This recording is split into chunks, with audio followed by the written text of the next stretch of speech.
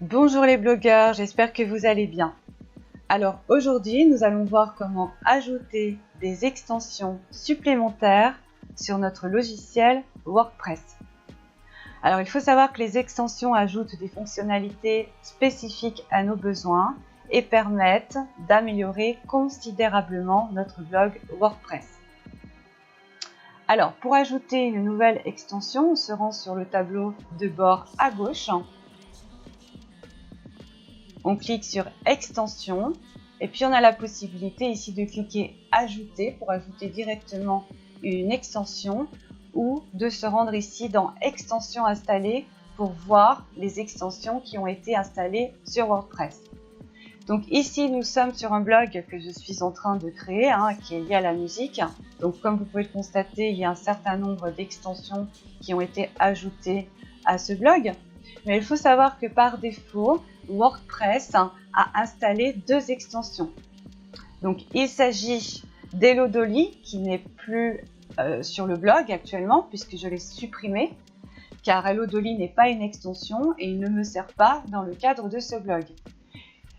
Hello Dolly représente surtout un symbole et il est lié notamment à la chanson de Louis Armstrong. Enfin, il y a Askimet qui est un anti-spam créé par Automattic, la société qui gère WordPress et qui a créé WordPress.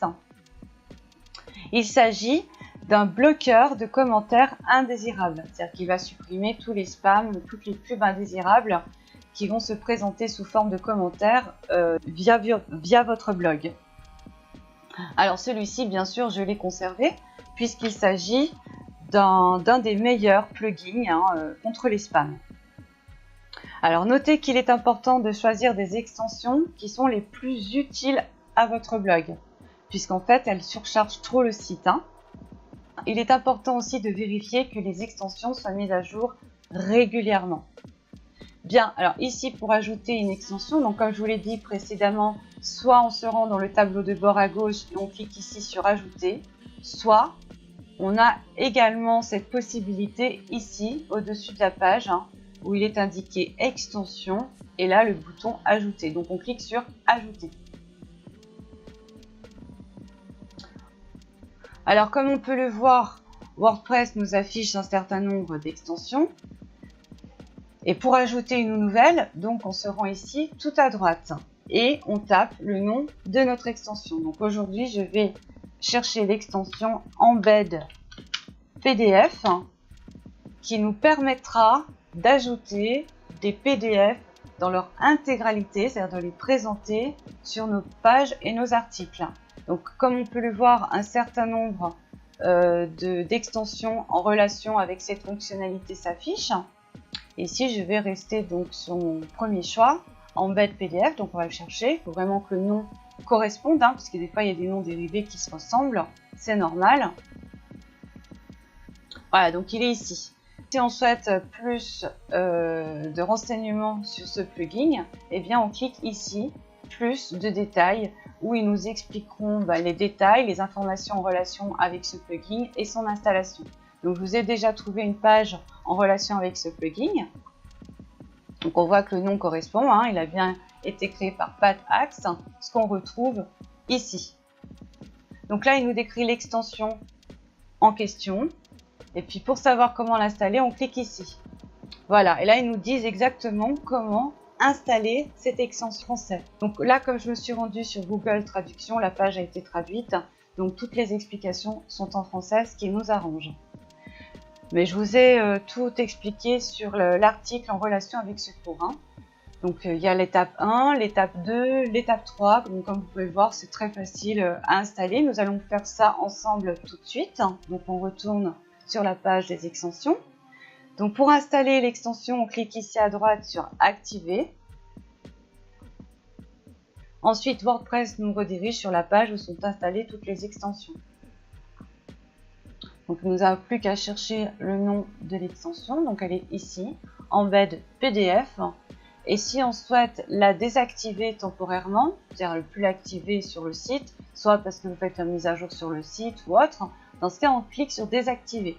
Alors, si on souhaite modifier cette extension, on clique ici sur Modifier. Dans ce cas précis, on sera redirigé sur le ligne de code qui concerne l'extension en question. Et si on souhaite l'intégrer dans l'une des pages de notre blog, dans ce cas, on clique ici sur « Afficher les détails ». Ensuite, il faudra copier ici le code lié à l'extension. Donc, on clique ici sur « Copier ». Puis de l'intégrer sur la page ou les pages ou articles souhaités de votre blog. Donc ici, moi je vais cliquer ici sur les articles, tous les articles, et je vais me rendre sur mon dernier article. Ensuite, on clique ici sur modifier pour modifier l'article et on va se rendre sur texte à droite. Cette fonction nous permet d'installer des lignes de code HTML. Donc j'avais, comme vous pouvez le voir, préparé déjà l'ajout de cette extension, mais je vous remontre. Donc on fait un coller de ce que l'on a copié.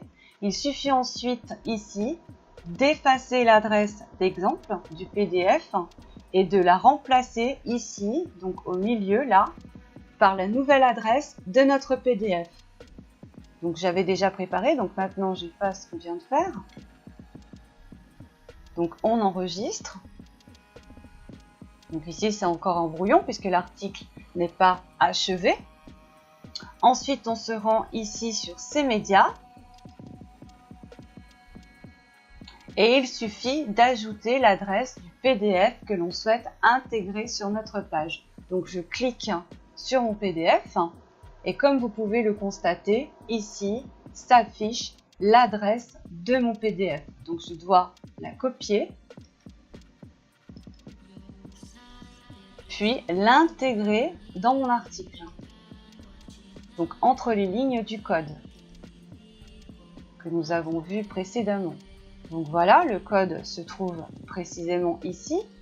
On n'a plus qu'à coller l'adresse de notre PDF entre ces deux lignes de code. Donc coller. Voilà, et maintenant, le PDF va s'afficher sur notre page. Donc je clique ici sur Visuel et normalement, il va s'afficher. Enregistrer. Et voilà, comme on peut le constater, notre PDF s'affiche dans son intégralité.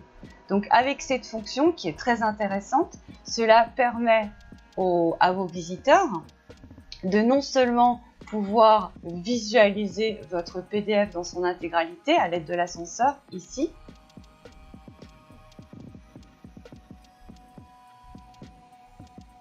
et également de le télécharger à l'aide des boutons qui se trouvent au-dessous.